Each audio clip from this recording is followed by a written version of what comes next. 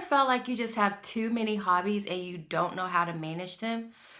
Or maybe you're like most people who just feel like all of life's responsibilities get in the way of you actually enjoying your passions. Well, stay tuned and we'll talk about it a little bit more. Hey y'all, and welcome back to Nastasia's Nook.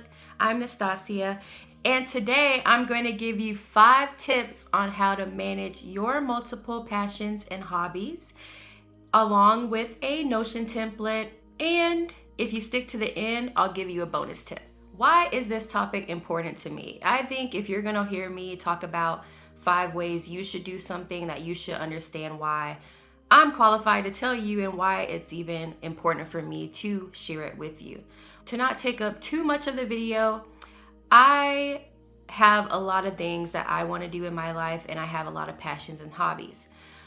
And I come to a point where I know my spirit, my well-being suffers when I don't make time for those passions and hobbies.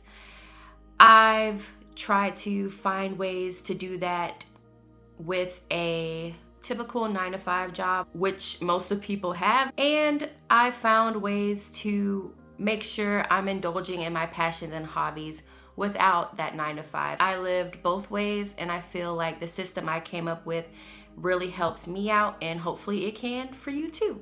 So let's get right into it. So step 1, brain dump all of your passions and hobbies on a piece of paper. Why is this step important? Well, I find that when things are living in my head, I freeze. It makes it seem like unattainable or just overwhelming. So the first step in to set you up for success is to get all of that stuff out of your brain and onto something that you can visualize it and conceptualize it. So after you write down all of your passions and hobbies on a piece of paper or in your notes app, the small step under the first step is to prioritize those things. Try not to think too much into this part. I think you should trust your subconscious and the things that you wrote down first. Maybe that's something you would like to prioritize first. Just rank your hobbies between 1 and however many hobbies or passions you have, and with 1 being the most important or your number 1 priority. All right, after we write that down, we're gonna get a little bit into time management. And this is step 2. Determine what time of day you feel the most energetic. Now, this step goes a little bit further than whether if you're a morning person or a night person. I like to think of it as when you have the most energy reserves.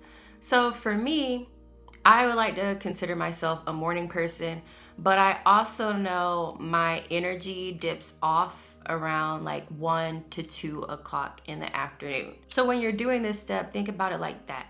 When do I feel the most energetic, thus the most productive? Step number 3, determine what sucks your time.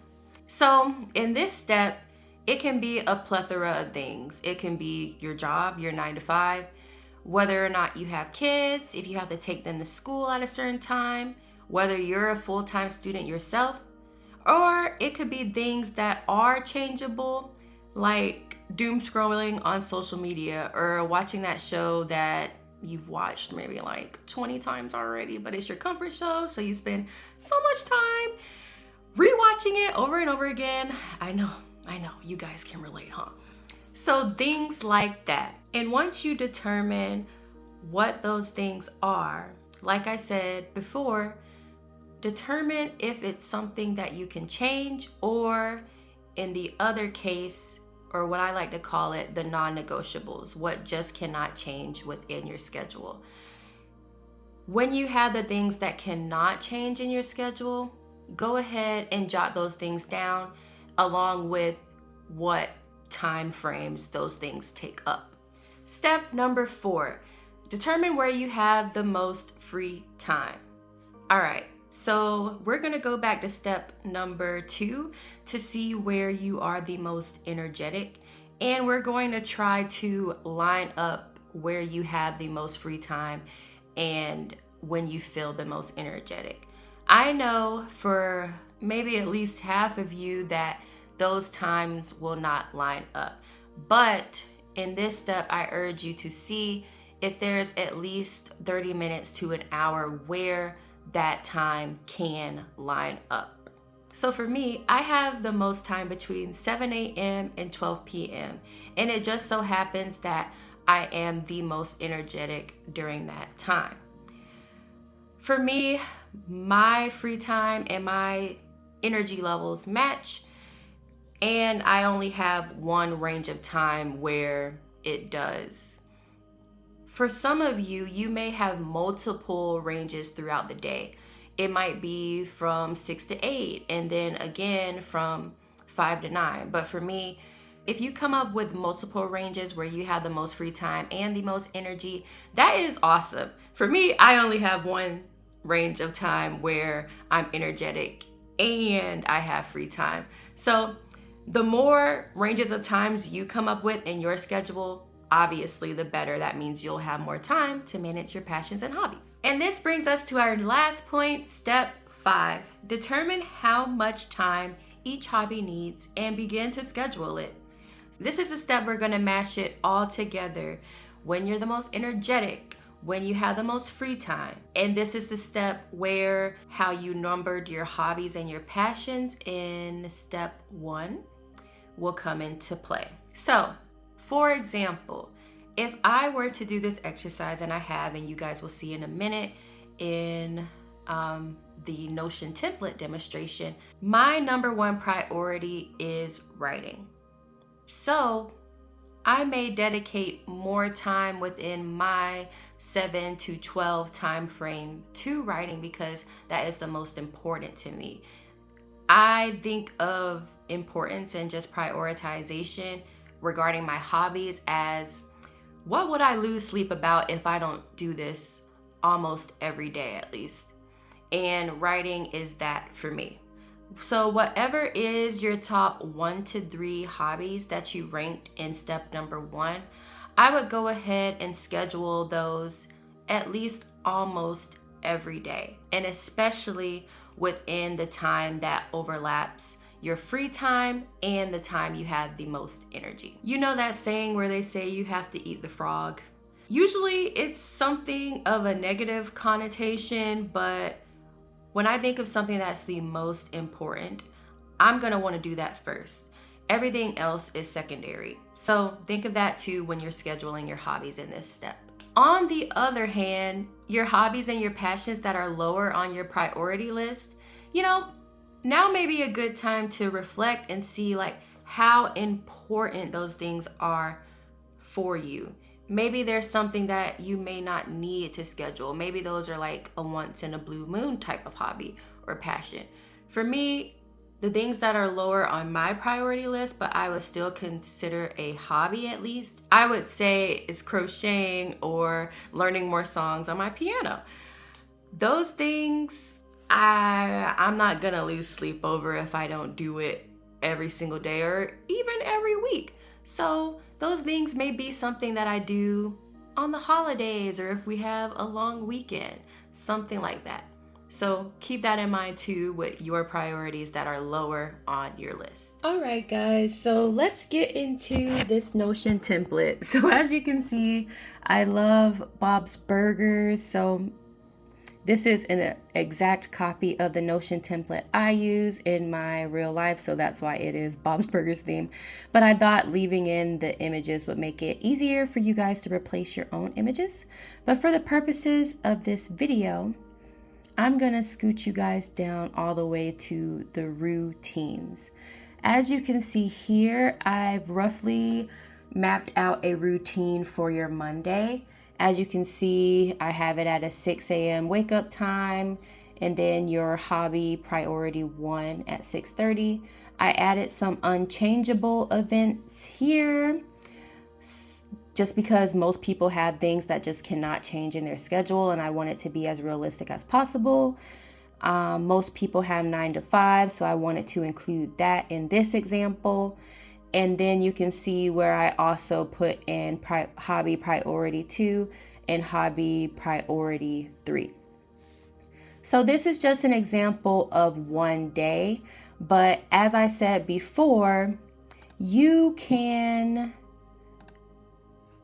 include these things throughout the week. So hobby priority 1, hobby priority 2 and 3 should also potentially go into Tuesday, Wednesday, Thursday, or Friday, or just how many times you need it to go to make sure it's sufficient enough for you and your schedule. So I like, if you draw your eye to Wednesday, I like dividing the days up into 3. So your morning starts when you wake up, afternoon is always after 12, and then your evening begins at 5. I find that that's just more digestible and manageable when making your schedule. So as you're plotting out the rest of your week, and down here is the weekend as well, just be sure that you're doing it on that scale. So if we scroll down here to the weekend, I have a later wake up time, and then I'm putting in those lower priority hobbies because people tend to have more free time on the weekend. Also putting in some like unchangeable events, like maybe you just always want to spend time with your family at 7 p.m. You just always go to sleep at 10. But where do you have that free time? Notice that I put right here, this can be for hobbies or leisure. This may be hypervigilant to some people, but I like to plan out when I'm going to just straight up relax. I don't believe in having every single minute of the day being productive. So be sure that you're scheduling some leisure time in your Notion template as well. All right, if you made it this far in the video, thank you so much. And guess what? You earned yourself a bonus tip. Remember that your hobbies and your passions are supposed to be fun. There's something that lights a fire within you, and you don't want to get to the point where you resent your passions or you resent yourself. So my tip to you is to give yourself grace and be compassionate towards yourself. I also want to leave you with one of the things that changed my mindset on how I manage my time, my passions, and my hobbies. And it's from the book Atomic Habits by James Clear. And just to summarize, the point is, every choice you make, every fork in the road, try to vote for the person that you want to be as much as you can. It's not about getting all of the votes. It's about getting the majority of the votes for the person that you want to be. And that can look like 51%. So the next time that you're like, oh, I'm not a writer, for example, because I don't write, or I'm not an avid reader because I haven't read in like 2 days. Just think about that. Think about those fork in the road opportunities, and just always try to make that vote towards the person you're trying to be. I think we have great capability to do everything we want to do in the world. Of course, life gets in the way. Of course, those non-negotiables get in the way, or those unchangeable things in your schedule. But I really believe that the world is our oyster, and whatever you put your mind to is something that you can achieve. All right, guys, so with that, I'll go ahead and wrap up this video. Thank you so much for tuning in. Be sure to like, comment, and subscribe to Nastasia's Nook, and I'll see you next time. Bye.